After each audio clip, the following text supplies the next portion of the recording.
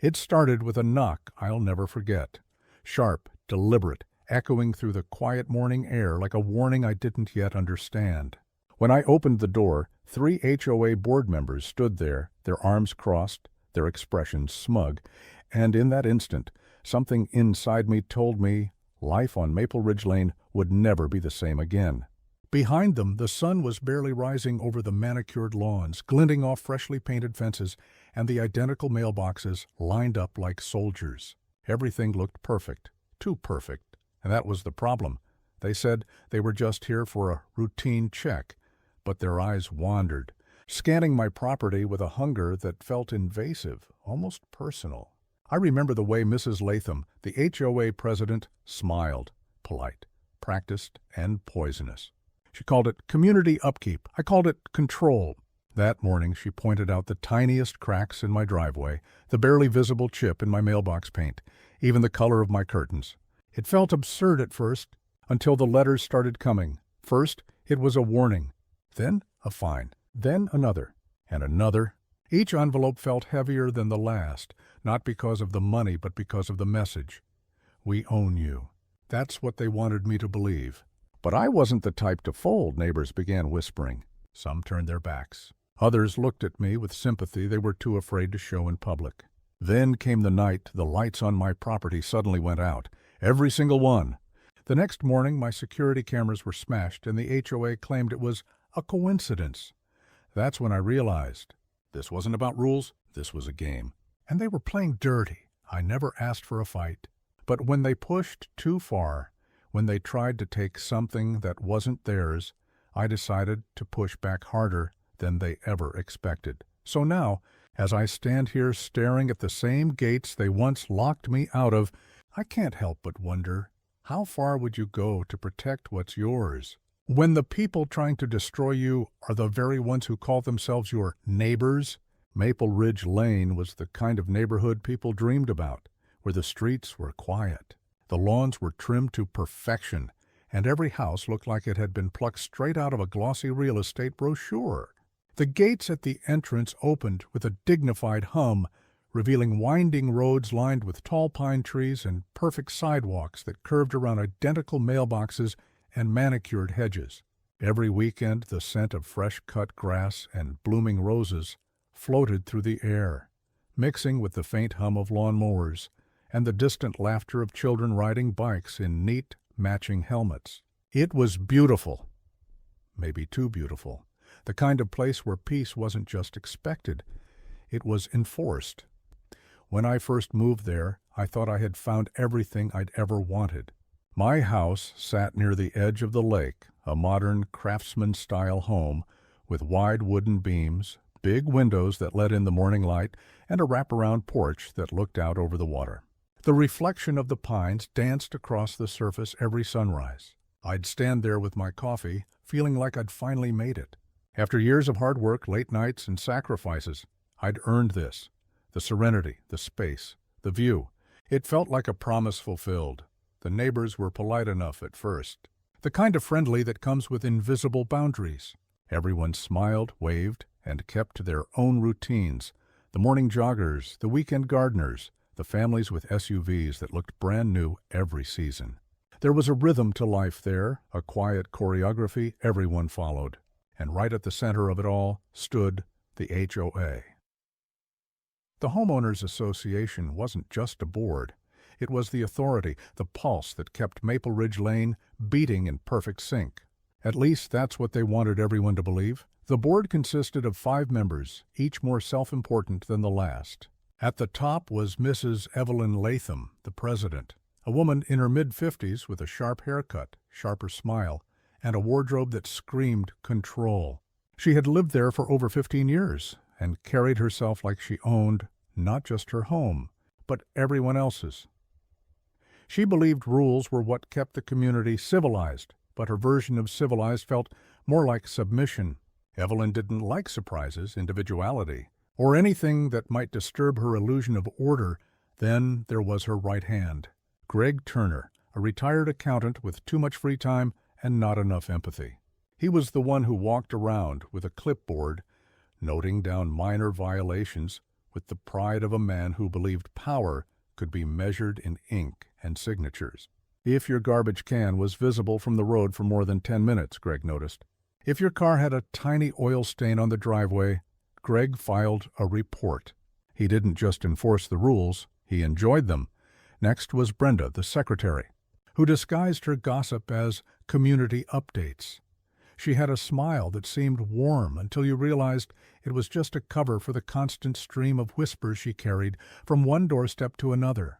She knew everyone's business, who was behind on their dues, whose teenager had dented a neighbor's fence, whose dog barked too loudly after dark. If information was power, Brenda was untouchable. The last two members, a married couple named Sam and Lori Pearson, rarely spoke during meetings.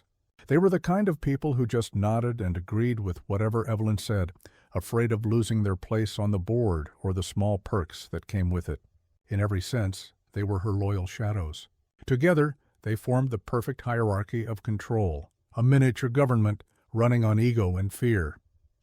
At first, I didn't pay them much attention.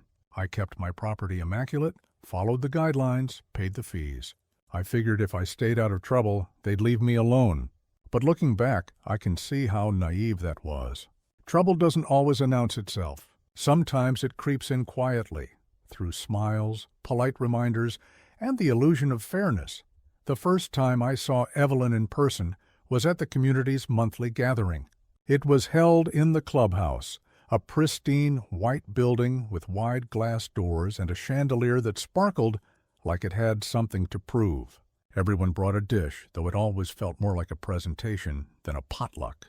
The women compared recipes, the men talked about property values, and the HOA used the opportunity to remind everyone of the latest rule changes. Evelyn stood at the front, clipboard in hand, reading off updates like a queen addressing her court. "Remember," she said that night, her voice calm but firm, "all exterior paint colors must be approved by the board before any changes are made. We've had issues in the past with non-compliant tones disrupting the visual harmony of our community," she said, harmony, like it was sacred. Like the mere existence of a beige that leaned too warm could trigger chaos. Everyone nodded.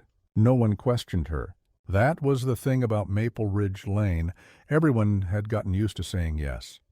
After the meeting, Evelyn approached me with her signature polite smile. "You're the new homeowner by the lake, aren't you?" I nodded, shaking her hand. Her grip was firm, controlling. "That's right.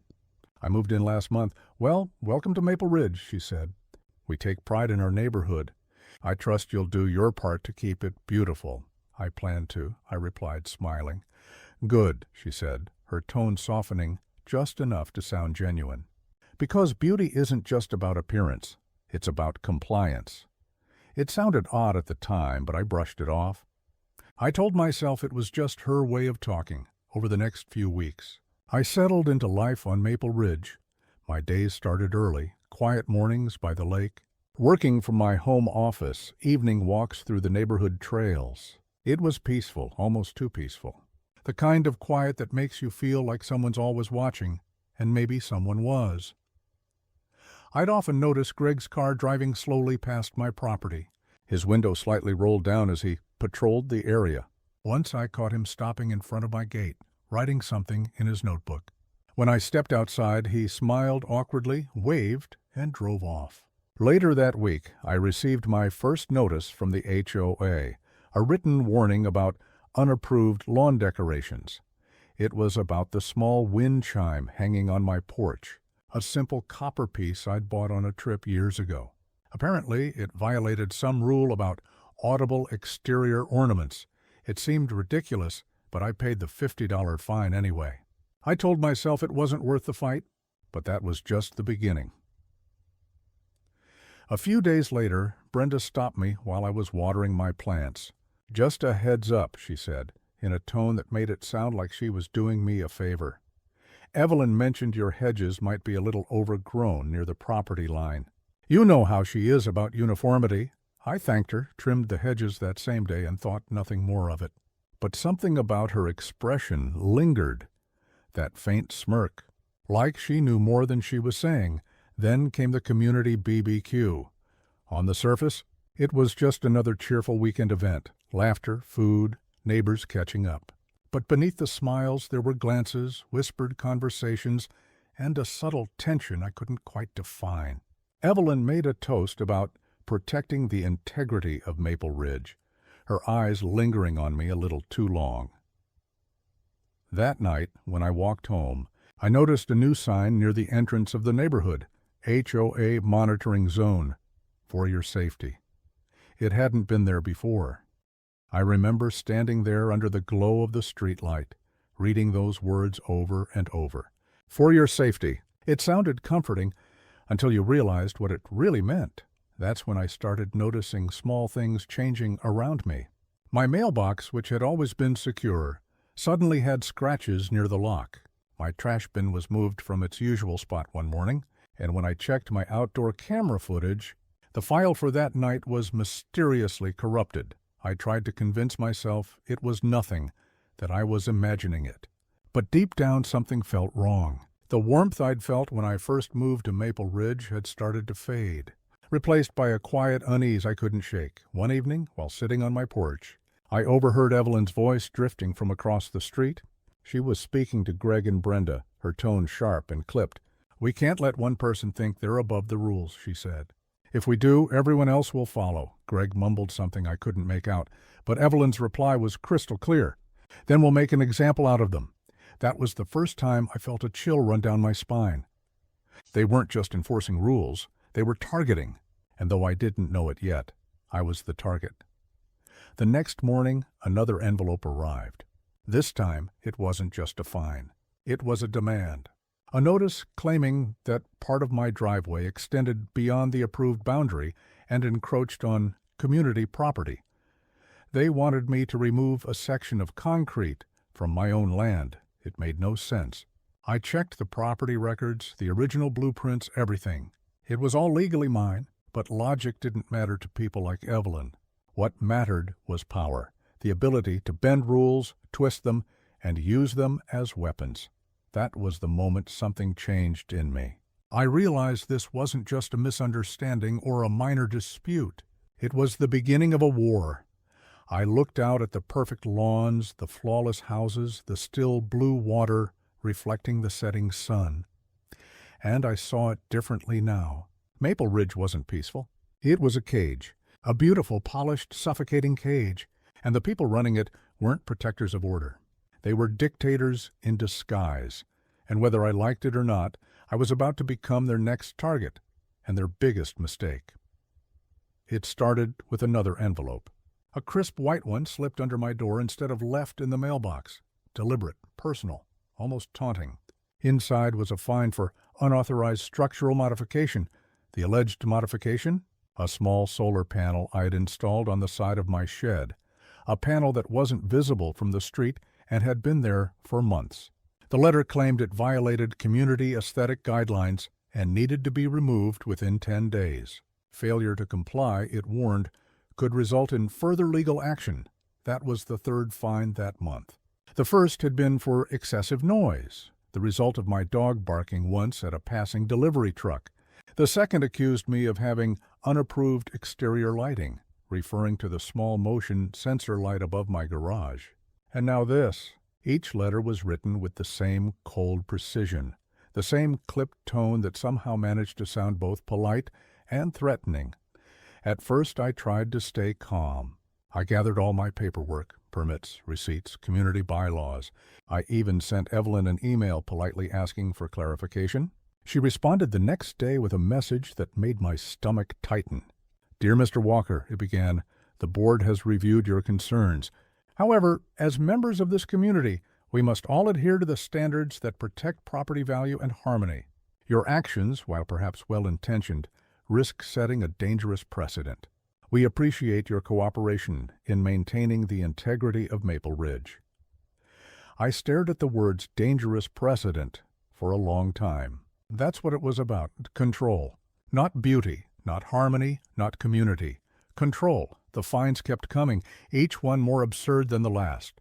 They accused me of letting my grass grow a 1/4 inch too tall, of having a garden hose visible from the sidewalk, of leaving my trash bin on the curb beyond the designated pickup window, even though the truck had been delayed that morning. Each new violation felt less like enforcement and more like a message. You don't belong here. I began to notice how my neighbors reacted, or rather, didn't. They smiled less when they saw me. Conversations that once started with friendly greetings now ended quickly. A few avoided eye contact altogether. Brenda's whispers traveled faster than the breeze, carrying half-truths and embellished stories about my defiance. One morning, while raking leaves, I heard her talking to Mrs. Patterson from down the road. She didn't see me standing behind the hedge. "It's a shame," Brenda said, her voice dripping with false sympathy. "He seemed nice at first, but Evelyn says he's been causing trouble. You know how these people are. Always think they're above the rules." Mrs. Patterson sighed. "That's how it starts. One person ignores the rules and the whole place goes downhill." I clenched my jaw. I wanted to march over there and confront her, but what good would that do? Evelyn had already poisoned their perception. To them, I wasn't a neighbor anymore. I was a problem to be managed. Then came the inspection notice. The HOA announced random property inspections would take place across the neighborhood, but somehow mine was first on the list. 3 board members showed up on a Wednesday morning, Greg with his clipboard, Evelyn in her pressed beige suit, and Brenda with her phone in hand, ready to document. They walked around my yard like detectives at a crime scene, murmuring to each other, taking notes. When I asked what they were looking for, Evelyn smiled faintly. "Just ensuring everyone's in compliance," she said. "You understand, it's for the good of the community." I followed them as they circled my home, noting every insignificant detail: a single loose shingle, a small crack in the driveway, a leaf caught in the gutter. "We'll send you our findings by mail," Greg said, his tone smug. The next day, I received a list of mandatory corrections, each paired with an estimated fine, if not resolved immediately. The total came to nearly $2,000. That was when I decided enough was enough. I attended the next HOA meeting. The room was packed, the usual sea of polite faces and murmured small talk. Evelyn stood at the podium ready to begin. But before she could speak, I raised my hand. "I'd like to address the board," I said. Her eyes narrowed slightly. "This isn't the proper time for homeowner grievances," she replied. "It is if you're the one causing them," I shot back. The room fell silent. Dozens of eyes turned toward me. Evelyn's expression didn't waver, but her voice turned icy. "Mr. Walker, if you have a concern, please submit it through official channels." "I have," I said, stepping closer. "Multiple times. And every time I get another fine instead of an answer." A murmur rippled through the crowd. Evelyn forced a tight smile. "The board acts in accordance with our community's bylaws." "Which you conveniently interpret however you want," I interrupted. "You're using the rules as weapons. You target anyone who doesn't bow to you. That's not governance, Evelyn. That's harassment." For a moment, no one breathed. Then Greg muttered something about decorum. Evelyn adjusted her necklace, her mask of calm slipping for just a second. "I suggest you choose your words carefully, Mr. Walker. Defamation is a serious matter." I met her stare. So is abuse of power. I left before she could respond, but as I walked out, I caught a few nods from neighbors in the back, small, uncertain gestures, but enough to remind me I wasn't entirely alone. The next week, the retaliation began. My mailbox was knocked over in the night. The HOA claimed it was wind damage, though the rest of the street was untouched. My sprinkler system mysteriously malfunctioned after a routine check by their contracted landscaper. My application for a small backyard fence, previously approved, was suddenly under review. The petty cruelty was relentless. Yet every time I considered fighting back legally, I hesitated. Lawsuits cost money, time, energy, and they knew that. That's how HOAs win, not by being right, but by wearing you down until you surrender. But I didn't surrender. Instead, I started gathering evidence. I recorded phone calls, saved emails, photographed every violation notice. I even bought a second set of cameras, hidden this time, aimed not just at my property, but toward the street. That's when I caught them. One night, around midnight, my motion alert went off. I checked the feed and saw 2 figures near my driveway. Greg and another man from the board. They were measuring something, whispering under their breath. When my porch light flicked on, they bolted. I sent the footage to the HOA's email the next morning, demanding an explanation. Hours later, I got a response. The board was conducting a late-night compliance review for safety reasons. Safety reasons. At midnight. On my property. It was almost laughable, if it wasn't so infuriating. Meanwhile, the tension in the neighborhood grew thick enough to choke on. Neighbors started picking sides. Some quietly sympathized with me. I could see it in their hesitant smiles and small acts of kindness. Others avoided me altogether, afraid of drawing the board's wrath. One evening, an older man named Richard from across the lake came by. He looked nervous, glancing over his shoulder as he spoke. "You're not the first, you know," he said quietly. "Evelyn's done this before. Years ago, there was a family who put up a playhouse for their kids. Bright red, nothing crazy. She fined them until they took it down. They sold their house a month later." "Why didn't anyone stop her?" I asked. Richard sighed. "Because she makes you think fighting back isn't worth it. But maybe this time it is." His words stuck with me. Maybe this time it was. The next day I started digging deeper. I requested the HOA's financial records, something every homeowner had a legal right to do. Evelyn delayed for weeks, sending excuses about clerical issues. When the documents finally arrived, I noticed discrepancies, unexplained charges, duplicate invoices, payments to a landscaping company that didn't seem to exist. I knew then that this was bigger than petty fines. This was corruption. The realization hit hard. They weren't just targeting me to enforce rules. They were silencing me because I was close to uncovering what they'd been hiding, so I decided to push back publicly. I printed copies of the questionable transactions and slipped them anonymously into mailboxes around the neighborhood. Within days, whispers turned into open conversations. People began asking questions at meetings, demanding transparency. Evelyn tried to downplay it all, calling it misunderstandings, but her composure was cracking. Then something strange happened. I received a letter from the county office. Noticed that the HOA had filed a complaint against me for defamation and non-compliance. Attached was a demand for an immediate lien on my property until the fines were paid. That was the breaking point. They weren't just trying to intimidate me anymore. They were trying to ruin me. I contacted a lawyer, a sharp, determined woman named Claire who had dealt with HOA abuses before. She listened patiently as I laid out everything, the fines, the harassment, the evidence, the late-night footage. When I finished, she leaned back and said, "They've overplayed their hand. If half of what you're saying is documented, you can bring this entire board down." For the first time in months, I felt hope, but Evelyn wasn't done. She called an emergency HOA meeting, claiming it was to address false accusations and community unrest. The entire neighborhood showed up. She stood at the podium, her expression solemn, her voice laced with false concern. "Lately, there's been a campaign to discredit the board," she said. "Certain individuals are spreading misinformation, threatening the harmony we've built." She didn't say my name, but she didn't have to. Everyone knew who she meant. I waited until she finished, then stood from the back row.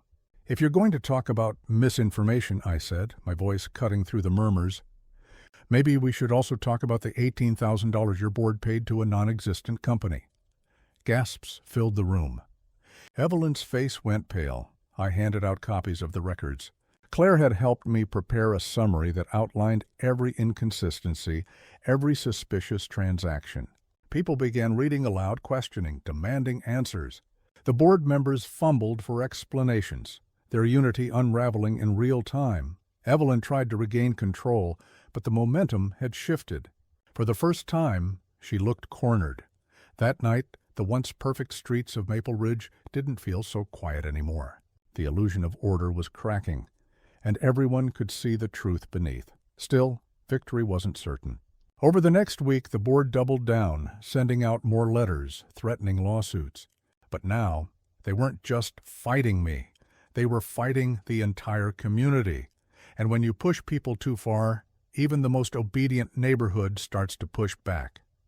Lights stayed on late into the night. Groups of homeowners met in driveways, whispering plans, comparing stories. It wasn't just about me anymore. It was about all of them. Every fine, every humiliation, every rule they'd been too afraid to question. The HOA had built its power on fear.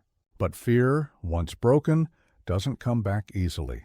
And as the days passed, I could feel it, the tide turning. But Evelyn wasn't the type to surrender quietly. She still had one last move to play, one final attempt to remind me, and everyone else, just how far she was willing to go to keep control. And when she did, it would push this war past its breaking point, into a place none of us could ever come back from. They said it would never happen, that no one had ever stood up to the HOA and won. But as the night fell heavy over the manicured streets of Willow Creek Estates, something in the air felt different. The quiet perfection of the neighborhood, once controlled by fear and conformity, was trembling.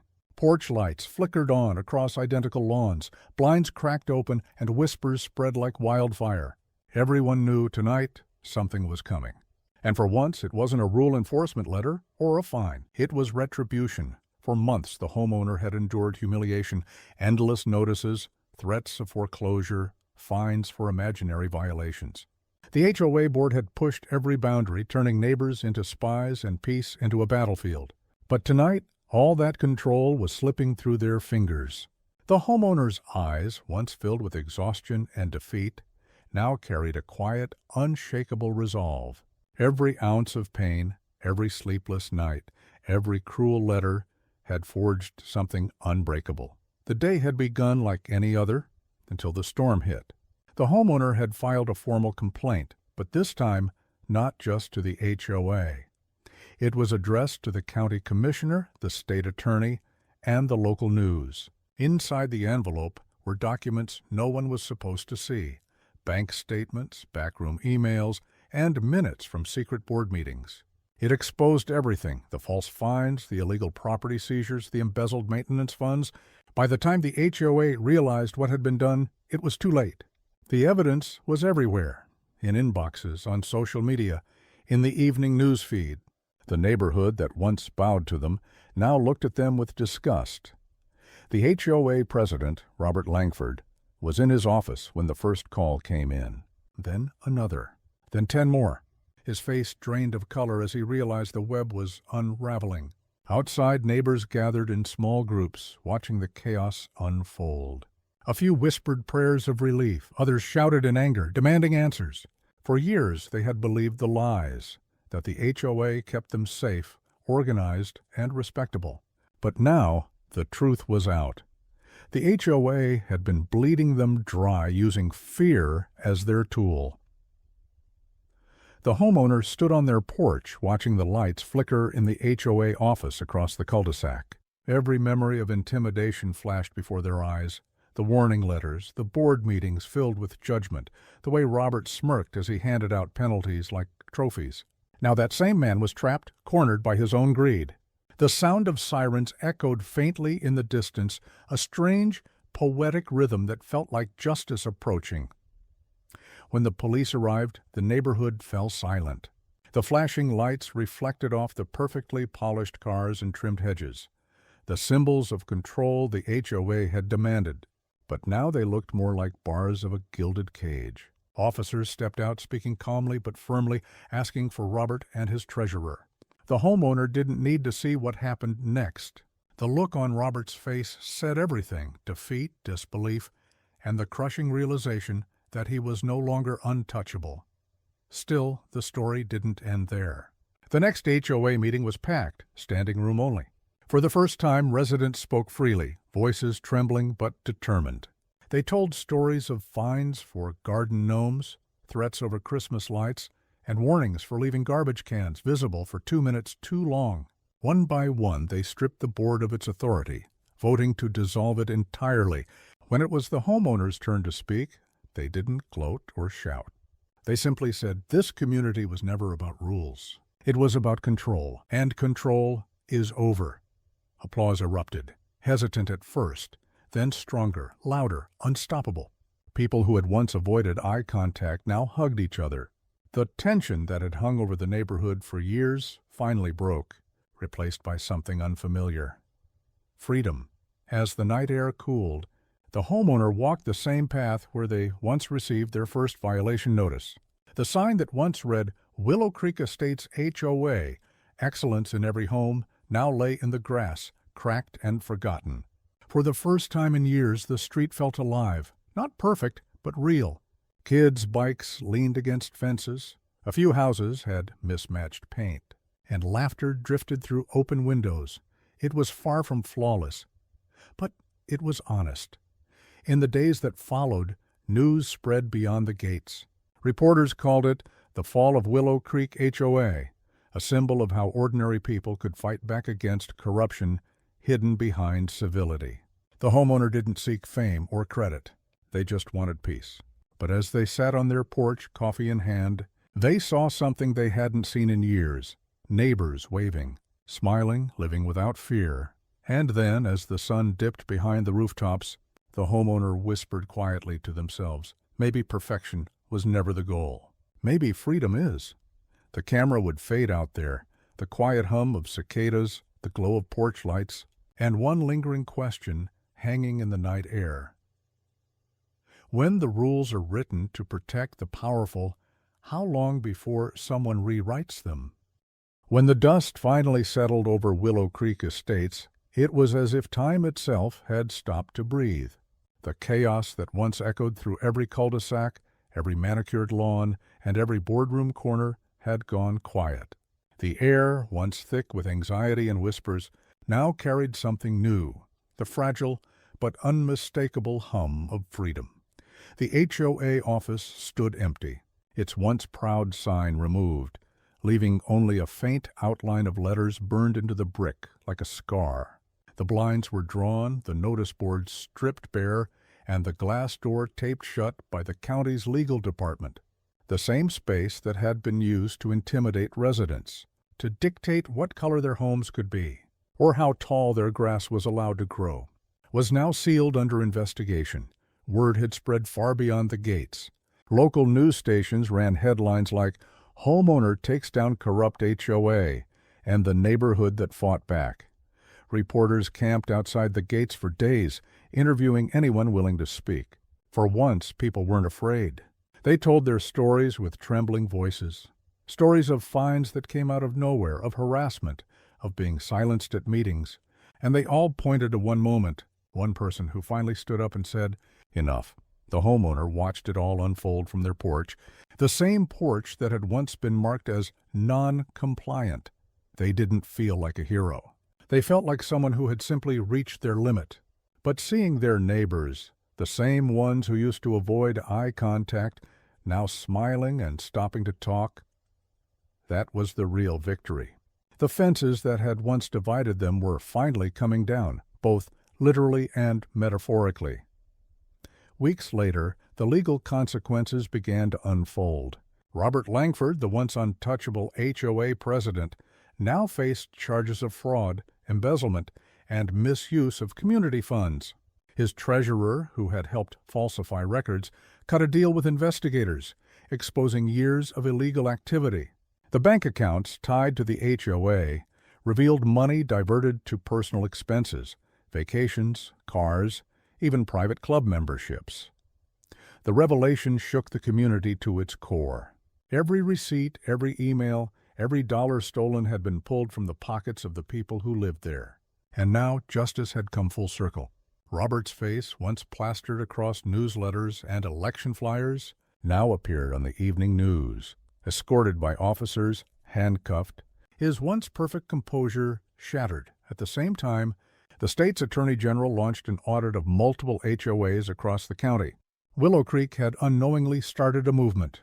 Residents from other neighborhoods reached out, sharing their own experiences of intimidation, unfair fines, and corruption.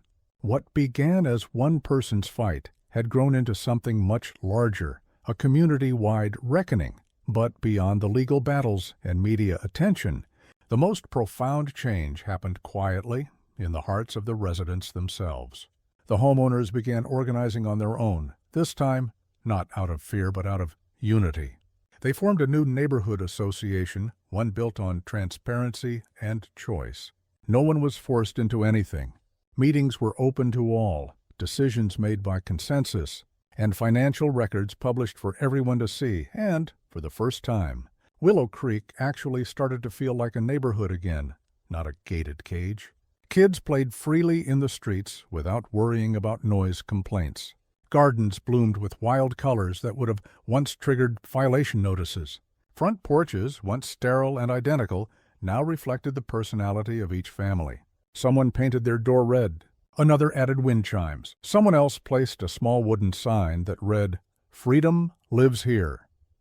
The transformation didn't happen overnight. There were still arguments, still disagreements, but they were human, not enforced by threat or control. And through it all, the homeowner remained a quiet figure at the center. They never asked for credit, never sought revenge, but they couldn't deny the quiet satisfaction in seeing justice take root in the same soil where they'd once been humiliated. One afternoon, a letter arrived, this time not from the HOA, but from the county clerk's office. It confirmed the official dissolution of the Willow Creek Estates Homeowners Association. After decades of unchecked power, it was gone.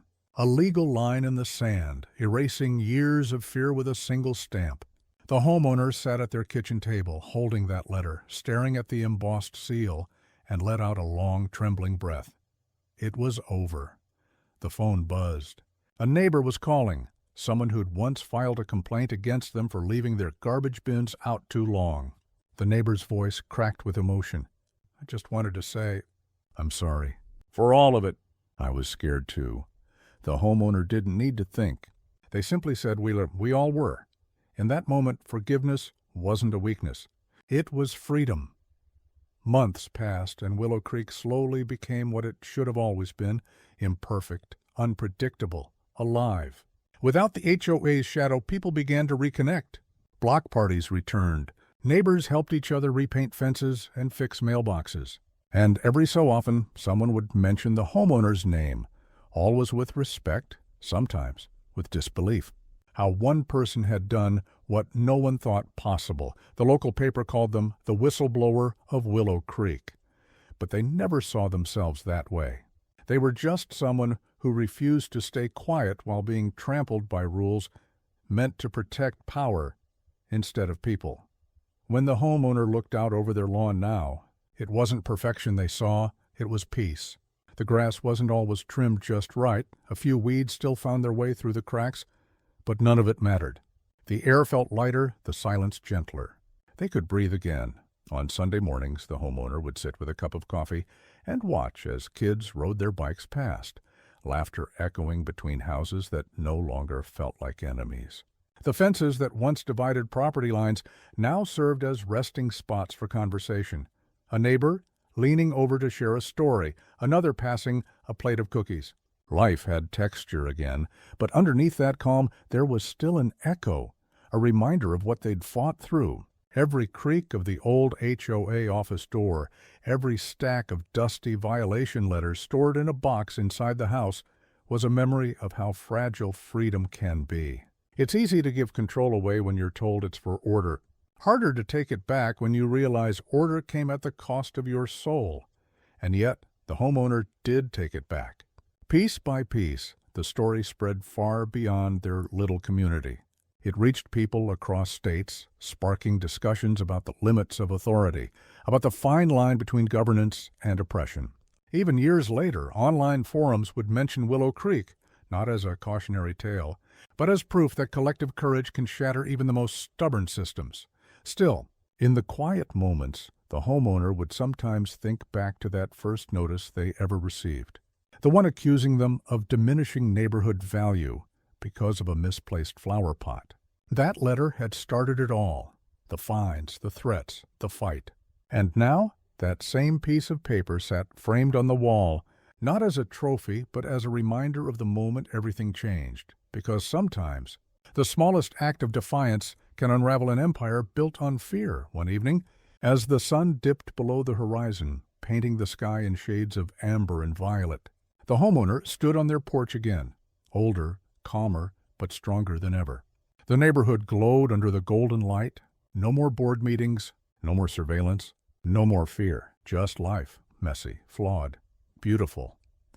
A gentle breeze carried the faint sound of laughter from across the street. A couple of neighbors were setting up chairs for the next community gathering, one without agendas, without votes, just people being together. The homeowner smiled. For the first time in years, they didn't feel like they were surviving. They were living. And as the camera slowly pulled back, showing the neighborhood bathed in peace, the narrator's voice would linger, quiet but powerful.